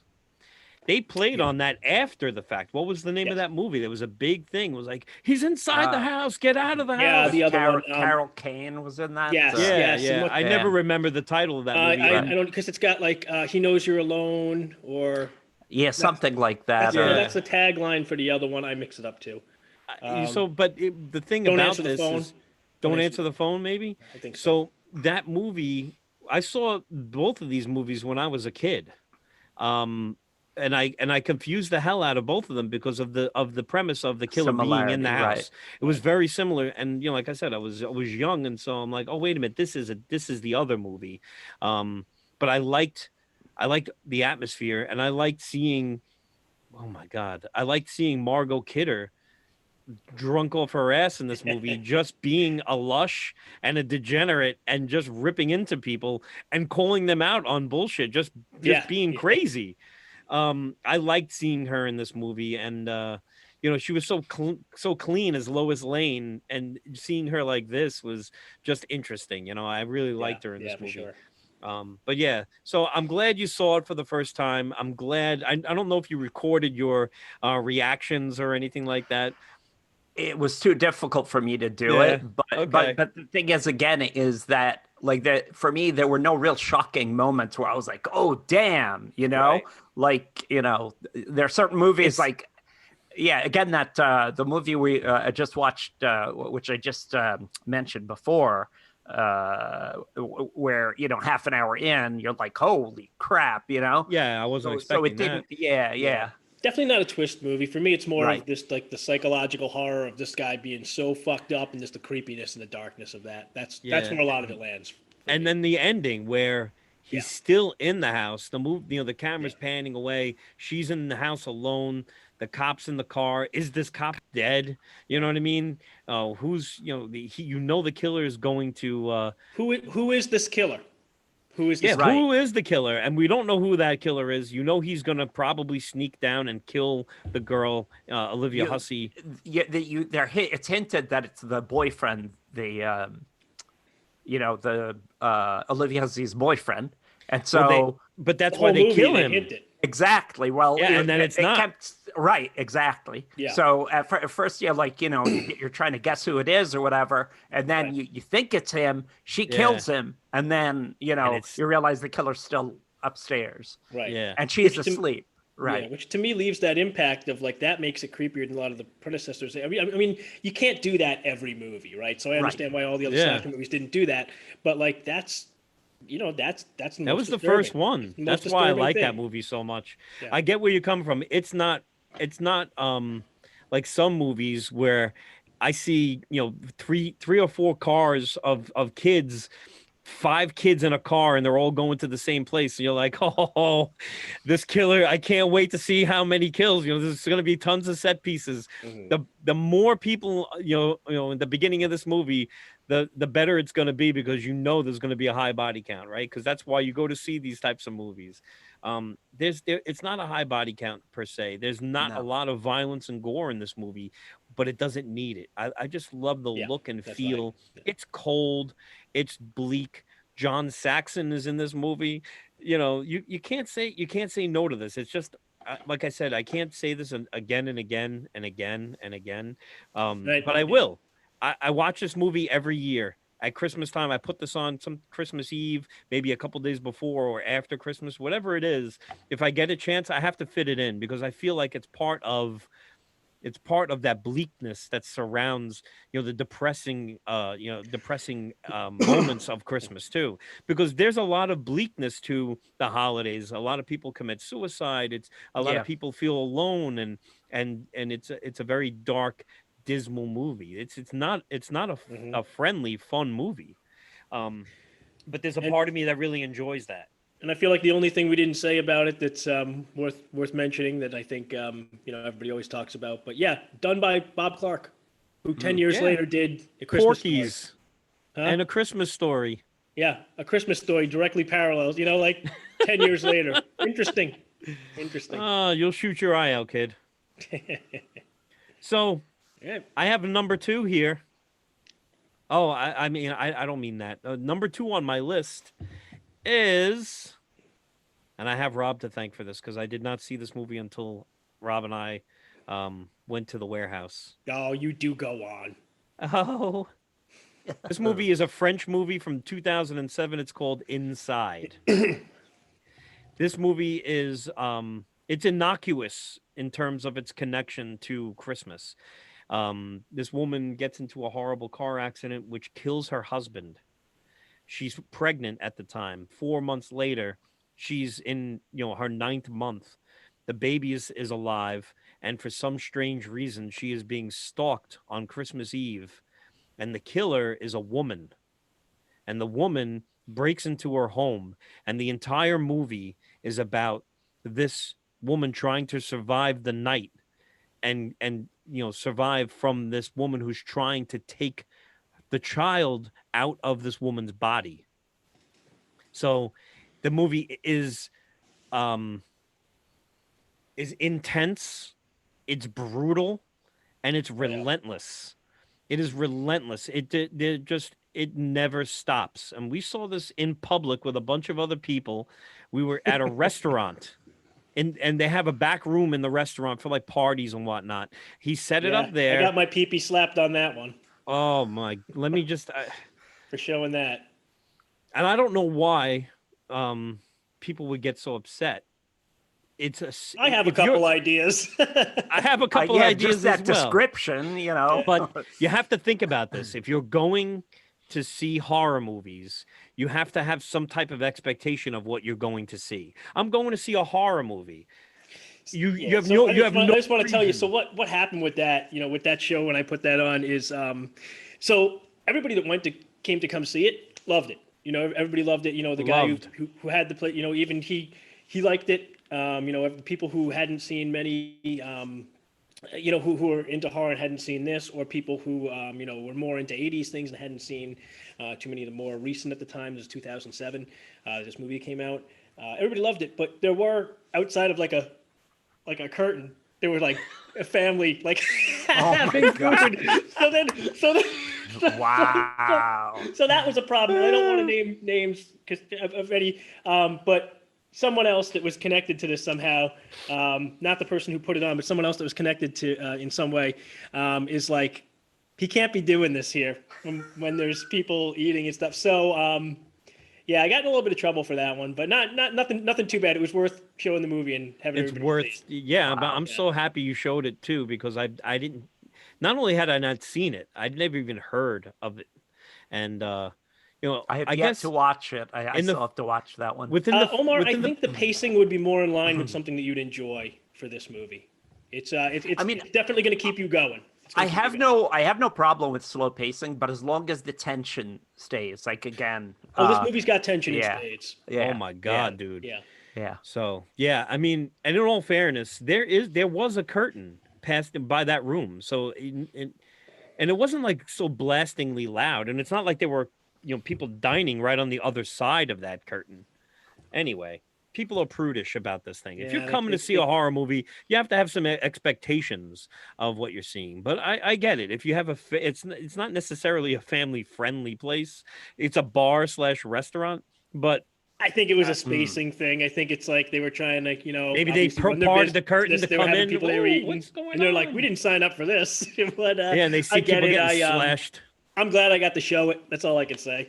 It's a great movie. I can't say enough about it. It's not for everyone. It's a very, very intense movie. You have to prepare yourself if you're going to go see this movie. It's not something that you're going to just watch a slasher movie and have fun with it. It's not like you're going to go see Halloween Part 6. Right. Apparently, there's something about these French people in horror, man. Oh I yeah, mean, French yeah. extreme horror in the mid Yeah. 2000s, especially. There was a big boom of that. Yeah. Well, I never saw it. Kind of was like, I'm not really in the mindset to watch it. It's Martyrs. I know that's extremely brutal. That's another great movie. Another way, the same time period. I love that movie. Me but just too. To give a correlation, between that and this, I showed my girlfriend. I showed her Martyrs, and she cried, and didn't trust me to show her another French movie. So when I talked about this movie afterwards, she refused to watch it. So I'm just like, all right, that's fair. I'm not going to push you if you don't, Yeah. But, the French extreme movies of especially the mid 2000s there, they were really trying, I think, to show that they can do horror, and they sure can. And they could, because there's a certain je ne sais quoi Oh yeah. Ooh la la. about French horror movies. Yes, they oh man. So anyway, I could beat a dead horse all night long with this movie because everything about it, the characters, the intensity of the violence in this movie, the fact that, and conversely to what I just mentioned before, where you see a large body count, there's not necessarily a large body count in this movie. I think but it's 3 or 4 people, maybe. exactly Something like that. Yeah. and the setting is basically one place. It's Christmas Eve, and it's in this woman's house, and part of this movie, the woman is holed up in her bathroom of all places, and so even the scene doesn't change much either, and it doesn't require it. I mean, there's an intensity to the acting that I seldom see, and so I highly recommend this film. So yeah, that's my number 2. Number 1 is coming up. Well, that's my number one. So yeah. Oh, We beautiful. said there was going to be a crossover there, and that is, I was just debating whether or not to put it number one, just because, when we're talking about like Christmas and all the Christmas imagery, it doesn't have a lot of that. It does take No. place on Christmas Eve. It does have a snowy, backdrop to it, which plays kind of really to the imagery, especially when they're framing the isolation of this house. Well, it's interesting too because they're trying to frame the isolation of it while it's in suburbia, but yeah, I think there was something where it didn't don't the lights go, the lights go out in the movie too. Yeah. And it's just really trying to isolate it away from while still being in it, which is kind of correlation right to like Halloween, right? Like the original Halloween. And like that being like you're in suburbia, but it's Halloween and you don't know somebody's dressed up and oh now they're a killer, and that's kind of what made that so clever. And this isn't as, I don't want to liken it to Halloween in terms of the cleverness of that, but the backdrop to the movie is kind of is cool with that. Yeah, like that's the only reason that I wouldn't have put it, because this is by far my favorite, of the movies we spoke about, the most well done movie, I would say. Yeah. While I like a lot of the other ones because they're cheesy, this is not cheesy at all. No. I wouldn't say it's like the perfect movie, but it's a really good mid 2000s. I think a lot of people know about it now that are into horror, where that might not have been the case when it first came out. It came out on, oh, I want to say it's like one of those like 8 films to die for, or like one of those like when they had the series of like Lenny, you know what I'm talking about, like those Dimension films, or Yeah, they had movies that they were releasing that they were independent films, Yeah. and it was done because we actually went to one of those events where they had like you said 7 or 8 films to die for, Yeah, I think that's and what they it were was, showing yeah. them in the theater, and you had a chance to catch these different movies.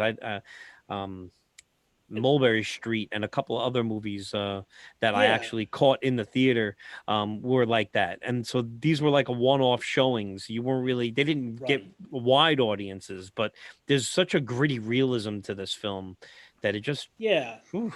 for real, for real. And what I was going to say about that is, I had low expectations going into it because I had seen a few of those, and I feel like there was partially some hype around that too, right? When Dimension, I think it was Dimension Extreme, right? And they had Mm-hmm. their Extreme label, and they were doing the 8 movies to die for. After Dark, maybe it was 8 films to die for, but then it was Dimension Extreme.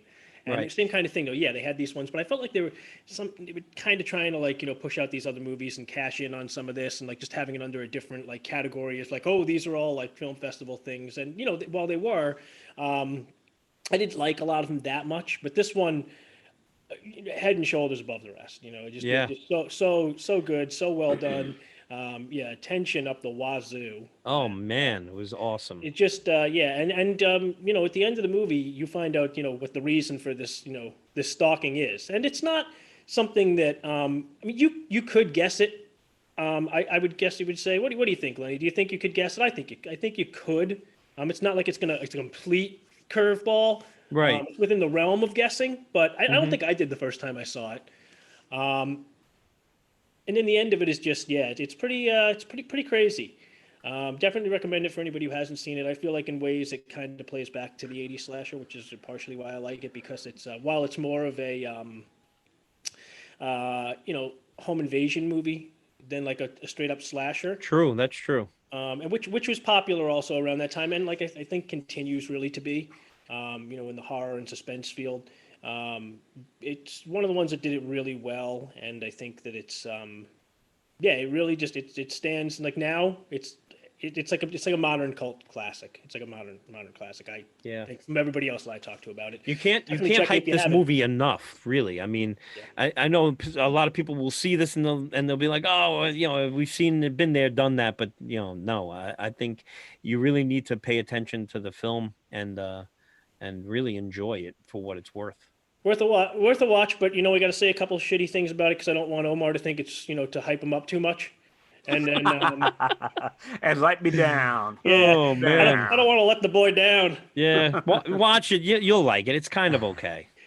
Yeah, it's all right. Yeah, it's all right. It's all right. It's okay. What do Side. I know, dude? Side. I put Silent Night, Deadly Night 5 on my list. What do I know? Going through Exactly. expectations. Exactly. He's got no clue on this one. I have no idea about anything. Number 1, he put it at. Oh, come on. All right, Omar, give us your number 1. All right. Well, here's the thing. Again, this isn't. Remember, we weren't doing this in order. So, and I hadn't seen that many Christmas horror movies. And I'm Yeah. gonna steal what you had suggested last time we met, Lenny, by saying Nightmare Before Christmas. Oh wow, you I'm gonna steal that from bastard! you. Yeah, yeah. Oh Again, shit! it's not like I said. I Wait a think my minute, you actual guys gave number me one. shit. You guys gave me shit when I mentioned that. I didn't. I'm I gonna give didn't. him I shit in thought a it minute. was Hold on. great. Oh, Yeah, okay, go yeah, ahead. yeah. I Go did. ahead. I think I'm thinking probably my actual number one probably would be Krampus, but this again I was just kind of mixing it up and everything. So, but yeah, I mean it's just fun. Again, it's clearly a visual movie. It's very artistically done. Of course, not scary or anything, but some of the visuals are intense a little. Yeah, For what it is. It's just a fun, fun horror movie. absolutely. I love this Dark and the movie. colors, everything. Yeah, I mean, this talk about a movie that spawned merch. I Oh mean, yeah, God. Yeah. yeah. holy Christ! I mean, Right. and some of this stuff is not only tough to get, Yeah. but it's super expensive because I got into it and in collectability stuff.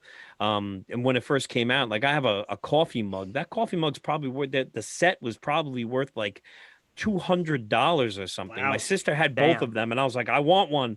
She actually gave me one of the coffee mugs from her set. So, and I don't use it now because it's just too rare. So I just leave it in my coffee in the cabinet.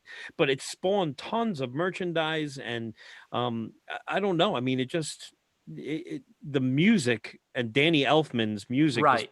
I just bought Yep. the soundtrack again. I had it on CD, and Sebastian and I would watch this movie all the time, and whenever we were in the car I would put the CD in and we would sing along to it and just drive wherever we were going. We love that soundtrack too. I just recently bought it on vinyl just to have it, and man, it's just I can't say enough great things about that movie. It's perfect. See, I was gonna actually say again, but it's not a Christmas movie, so I couldn't put it above. But I actually did enjoy Corpse Bride better.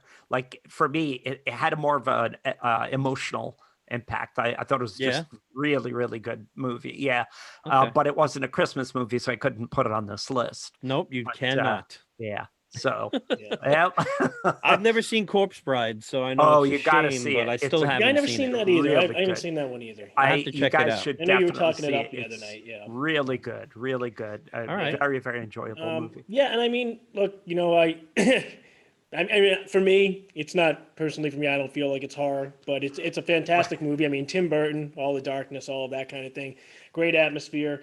Like you said, it's visually stunning. Stands up after all these years, of course. All of that. Absolutely. One of my girlfriend's favorite movies. So actually, we're talking about the soundtrack. We went down 2 years ago. That was part of a present that I got for her. We went down to the city and saw Danny Elfman do it live, Oh Oh man, I remember. wow! and it I was heard Wow! about that. Yeah, I yeah, and missed it was that. cool. It was a great. I mean, she loved it, and they played it in the background. They played it to the movie. That's Yeah. They awesome. had all the yeah. So it's really cool. I mean, for me personally, like I don't have a lot of nostalgia with this movie. Oh I didn't wow! see it until many years later. I think I Oh, saw it the okay. first time maybe like 6 or 7 years ago. Hmm. So it didn't hit me in that way. I mean, just watching it though, I'm just like I can appreciate the beauty of it. I can appreciate what I've always loved. Danny Elfman's great, but I've always loved Burton in general. Hmm. So I mean, like I said, for me, I'm not going to say horror, but Right. I mean, just a great Christmas time movie, Fun, for sure. fun, For sure. fun movie. Yeah. Yeah. For sure. Well, it is the nightmare before Christmas, and even though it is Christmas Town, there's a scary element, Halloween element to it. So it's absolutely a horror movie. You can't pass it up. It's The gifts that were given, all creepy stuff coming out is just yeah, man, they were horrific. I know it's just so much fun. It's It such, is. It's so It's creative. The but colors, everything. Yeah. it is I will say it's not a traditional scary film. Yeah. Yeah. But it's exactly. it's family friendly, but it's Right. wonderful. I love that movie. Yeah. Yeah, you can't say enough. There's another movie that's just a timeless classic that I just love. So And what about good your number selection, one? my friend. Yes. But my number Is the, one yeah. is a movie from 1984. It is one of my favorite directors, Joe Dante. This is a fantasy horror comedy and it is known as Gremlins. I should have put that on my list. I forgot that that's a Christmas movie. Gremlins, I was thinking about it. I told love myself that to leave it movie, off just because man. I knew that Yeah. everybody. Yeah, but Yeah. I mean, No, yeah, I could have definitely deny put it. that on my list. I just forgot. I had a feeling you guys weren't going to mention it, Yeah. and I love this movie Yeah. so much. I saw it in the Such a theater great one. when Yeah, it first same came here. out. I mean, we had this on VHS. I mean, I had the DVD, although I don't know what the hell happened to it. I love Joe Dante. And Yeah. one of my favorite werewolf movies is The Howling, and just a bunch of every movie that Joe Dante has done, I've always loved. I always appreciate his work. This movie was such an amazing tale when it first came out. It had all the elements of movies that I loved. The puppets, the crazy situations that the puppets were in.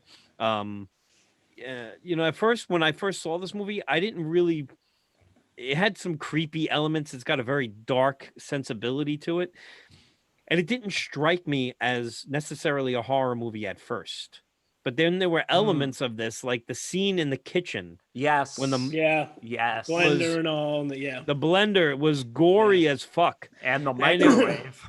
the microwave. I mean, just pushing you know, those PG limits, they well, and you know what? PG-13. I don't know. Yeah, PG-13 in 1984 is like light years away from PG-13 today. They could get away with a lot more cursing and just It crazy. was with Indiana Jones, I think was the turning point, right? When they made Right. PG-13. I think it's a Temple of Doom. Yeah. Yeah, okay, Yeah. Temple. Yeah. Yeah. With the heart scene. Yeah. That Yeah, that, So I think it was such a new rating. Like it was like, what do we do with this? All right, Right. they didn't say fuck. All right, PG-13. It's like, Yeah, it's true. That's true. I think that was the line you can't cross. But yeah, this movie had everything for me. This even just Phoebe Cates talking about her father dressing as Santa and dying That in was the so weird, chimney. man. Yeah, That was right? Like that movie takes a fucking turn when she starts Yeah. talking about that. I'm like, what's going on?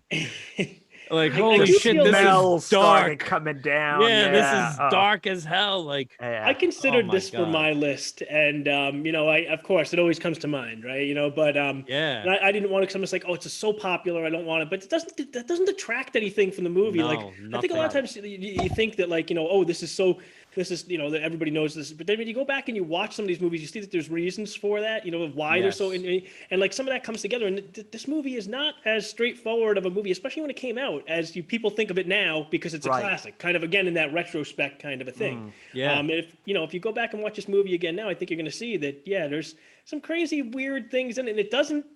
It's a streamlined story in terms of what happens in it, and there are these rules for these these creatures, right? And there's Right. the whole family oriented thing. But yeah, there are these quirky moments that are definitely that make it more of a cult classic than you would think, like a classic. Right, If that right. makes sense. Just I mean, obviously that's Yeah. based on like grosses and everything like that, but Sure. that some other films might have fell into might have been a cult classic as opposed to like this big classic. Yeah, I so. get you. There is, and I think because it is so dark and it rides so many different lines, like it is a fantasy film, and it plays to that kid friendly fantasy, but it's just dark enough to be a scary movie. And there are twisted elements when they become the gremlins, like when the Mogwai become gremlins. That movie just goes off the rails. It does. Yeah. It does. And it becomes really crazy. I mean, there's everything and the about f- it that I love. The final battle with Stripe Yeah. was intense, man. Yeah. Especially when he falls into the pool, then the light hits him and he pops Yeah. out and he's bubbling. All gnarly. It's like, and, Man. and it's funny because it also, like you guys are talking about the darkness, but there was also this kind of 80s Hollywood sensibility. So it was, which I like that old sensibility, that 80s kind of polished type of, film, very Spielbergian, And Yeah, so because the kind of town- combined it, really combined it well, very well. I enjoyed that. Yeah, And I because think that's what the made it town that more they're in in. Yeah, I think that's what made it more in the classic realm. Just that budget really did push it over and let them do some things that otherwise they wouldn't have been able to. And I think it still would have been a great movie, even if it Yeah. had. Right. You know, if it was coming from a different And angle. the comedic elements were great. You know, Yeah. Yeah. he comes in, one of them, and he's like a flasher. You know, he opens up his coat Yep. and he's like, ah, you know. Yeah, that's why I liked part two so much, because they just took all the crazy elements Yep. of these the personality of these gremlins, and then they just amped it up. Like they just, part Oh, two right. was even crazier. Well, if We you're got talking lucky. about when we're talking about sequels, real talk, part two and part two is just as good as part one. Absolutely, And I'll say I I say that agree with about you. limited things in a different way. It's not as dark of a movie. Obviously, you know that's more stripped away in favor of comedy and in favor of. But for me personally, I think it's just as as fun of a movie. Maybe Gremlins, Yeah. maybe the first Gremlins is made a little bit better in terms of like storytelling and all this. But I would say it's just as fun of a movie, if not more. I agree with you. We got lucky. We took, and of course, it's a horror related movie. I took Sebastian and Anita. The three of us went around Christmas time a few years ago, and we saw a double feature. We saw Gremlins 1 and 2 at the Alamo Draft House, Nice. and one of the best double features I've ever seen in a theater. Man, it was so much fun. It's just a great time. This is one of those Christmas movies. Like Die Hard. I don't care what Bruce Willis says, because he says, no, it's not a Christmas movie. Fuck you, Bruce Willis. You don't know what you're talking about. Die Hard is a Christmas movie. We watch Die Hard at Christmas time too. So there are certain films, for people who are into genre movies, action movies, and stuff like that. These movies, they're endearing, and we watch them at certain times because there's a certain feel about them that I want to capture those moments again, and I know you guys know what I'm talking about, and I do. I know a lot of people that we talk to, they feel the same way. But yeah, for me, Gremlins is one of those films. I mean, you could not have matched it up with a better holiday. It's totally a Christmas film, and you can't, Yeah, I I can't agree. feel any other I way agree. about it. So that's the list. 15 horror films. Some of them crossed over, which I was surprised we were able to avoid a lot of those. But hey, what True. the hell? I mean, when movies are good, they speak to people about, and they bring you into a club, that few people share in this type of thing, then but when they do and they're passionate about it, we could talk about this crap all day long and just find fun things to talk about. So For sure. I love doing this. I'm glad you guys do too. It's a lot of fun. Yeah. Well, We're at the thank you guys 2 hour for mark. having me for Oh, wow, doing this. 2 hours. That was Holy great cow. time. That Yeah, did it's not feel like always 2 hours. No, it didn't. And No. you're No, welcome, never Rob, did. because as much as Omar and I like to do this stuff, and we like to write and do vamps, and we've done a bunch of other stuff, and we're in the process of like getting ready to start another screenplay and stuff like that. Nice. We love having you around, man. We love having you talk to us about this stuff, and you always bring a fresh element of, oh shit, I've never seen that movie, or what the fuck, what movie is that? I'm People always usually when I bring something to the table, they usually say, "I've never seen anything like that." Right. yes. I was talking about physically, but Oh, wonderful. movies as well. Not We in a good way. It's like 4 Tic Tacs sec. Oh man, Oh. I'm sorry, but it's all Hey, right. We still what like are you, you gonna Street do? Trash. It develops a sense of humor. You know? Well, listen, we want to thank everybody for listening to this. We hope everyone has a happy holiday, Merry Christmas, and Chris Mahana Kwanzaa, whatever it is you, if you worship the devil, I'm all in on that too, especially around this holiday. So get your pentagrams upside down and hang them from your stockings. Satan claws. Satan claws. Satan Claus. Yeah, we hope you guys enjoyed this as much as we do, and thanks for joining us again, and we'll see you guys soon.